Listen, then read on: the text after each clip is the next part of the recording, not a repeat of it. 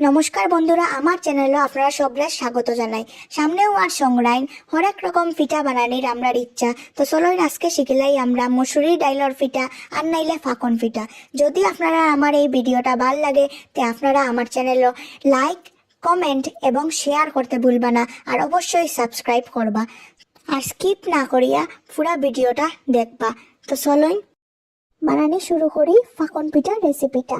প্রথমে আমি এখানে একটা কড়াই লইছি, তার মধ্যে দিলাইমু আমি 2 কাপ মসুরির ডাইল। 2 কাপ মসুরির ডাইলে আমি ভালো করিয়া ধুই লইছি, ধুইয়া আমি এটারে কড়াইয়ের মধ্যে দিলাইমু। আর দিয়া ভালো করিয়া দিয়া আমি তারপরে এটার মধ্যে কি কি উপকরণ দেই এটা আপনারা দেখতে থাকুন।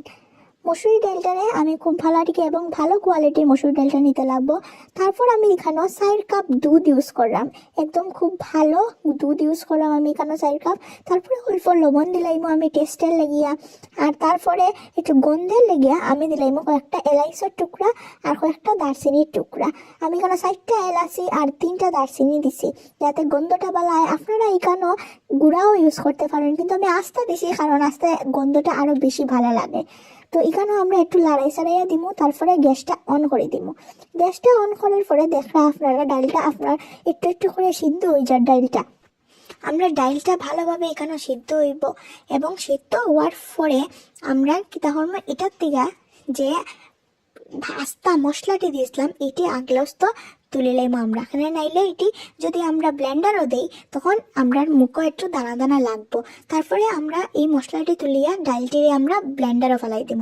ব্লেন্ডার থেকে ব্লেন্ড করিয়ে আনিয়া আবার সেম আমরা কড়াইয়ের মধ্যে দিব, দিয়ে এটিরে একটু ঘন করবো ডালটিরে নাড়াইতে নাড়াইতে। তো আমি মিডিয়াম আঁচেই করলাম যাতে নাইরে নিচে পুরা ধরে লইব।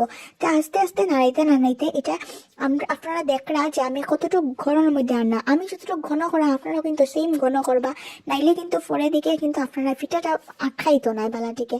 তারপরে আমি এখানে আমরা যে বাকি যে শুকনা যে ইনগ্রেডিয়েন্টসটি এটি আমরা ইউজ করবো এখানে। যেমন প্রথমে লইলাম আমরা 2 কাপ ময়দা, এবং তার লগে লগে লইলাম আমি 1 কাপ আতপ চালের গুঁড়া। আমি শুকনা গুঁড়াটা ইউজ করলাম কেন, যার কারণে এটারে একটু বালাটিকে এটির লগে মিক্স করতে লাগবো। খুব বালাটিকে এটির লগে মিক্স করিয়া তারপরে আস্তে আস্তে আমি এটারে একবার 10 মিনিটের লেগে এটারে ডাকিয়া দিলাইমু যাতে চাউলের গুঁড়াটা যাতে সিদ্ধ হয়ে যায়। এবং 10 মিনিট ঢাকনাটা দেওয়ার পরে আমরা যখন উতলাইমু তখন দেখমু যে ওই যখন আপনারা দেখতেও পারবা যে এটা বালাটিকে সিদ্ধ হয়ে গেছে এবং খুব নরম হয়ে গেছে, মানে ময়াম দিতে গিয়া সুবিধা হইব। আপনারা দেখতেই পাররা আপনারা খুব ভালো টিকে এটা সিদ্ধ হয়েছে। ডাইলটা সঙ্গে এটার লগে চালের গুঁড়িটা ময়দাটাও খুব ভালো করিয়া গুলছে এটার মধ্যে, এবং এখন আমরা এটারে ভালো করিয়া ময়াম দিলাইমু। ময়াম দিয়া আমরা এটারে একদম আটার দলার মতো বানাইলাইমু। তারপরে এরকম দেখুন এখন আমরা এটা পুরো পারফেক্ট একদম পিঠা বানানোর লেগা আমি এটা বানানোর লেগা কিছু শ্বাস লইছি। এটা হলো আমার প্রথম শ্বাস। তারপরে আরো 3-4টা শ্বাস দিয়ে আমি আজকের পিঠাটা বানাইমু।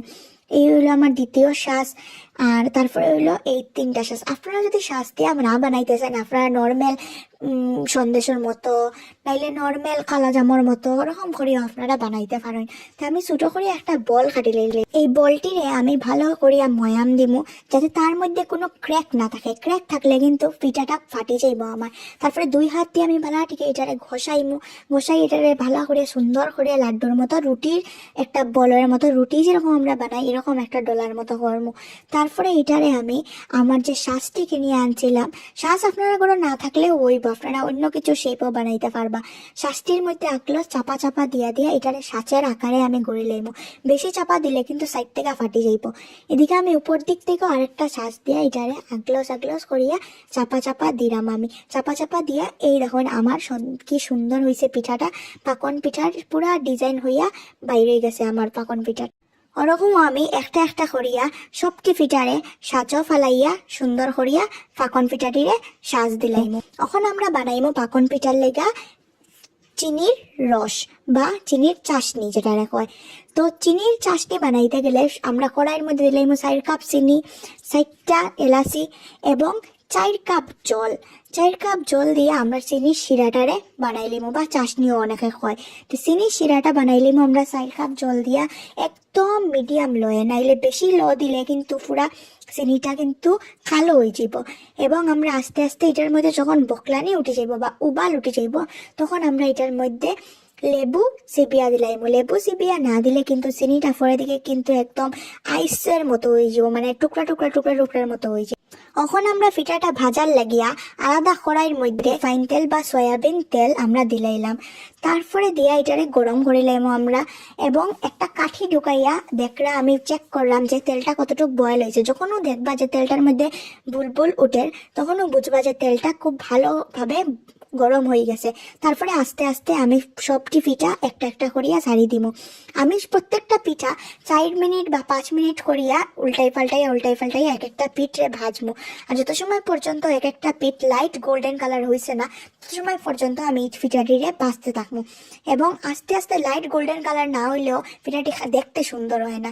তারপরে দেখরা আমি কিরকম একটা ভাজলাম, এই যে কালারটি হয়েছে আমি এই লাইট গোল্ডেন কালারটাই চাইছিলাম। এটা হওয়ার পরে আমি আঁকলস পিঠাটিরে উঠাইয়া লগে লগে আমি 2 মিনিটের লাগিয়া বা 3 মিনিটের লাগিয়া আমি চিনি শিরার মধ্যে ফালাই দিব পিঠাটিরে, সবটি পিঠাটিরে উঠাইয়া চিনি শিরাটির মধ্যে ফালাইয়া তারপরে আমি কিছু সময় 3 মিনিট বা 4 মিনিটের লাগিয়া আমি এই চিনি শিরার মধ্যে এটিরে জাল দিব। আমি 4 মিনিট জাল দিলে, বেশি সময় জাল দিলে কিন্তু পিঠাটি আমার ভাঙ্গি যাওয়ার সম্ভাবনা থাকবো।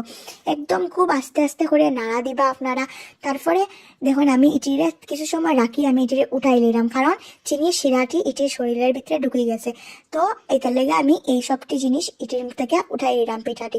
তো এই হলো আমার পাকন পিঠার রেসিপি বা মসুরি ডাইলের রেসিপি। আপনারা সেম এটা চালের ডাল, চানার ডাল, মুগ ডাল দিয়া করতে পারেন। তো কেমন লাগলো রেসিপিটা আপনারা আমার জানাইবা কমেন্টে।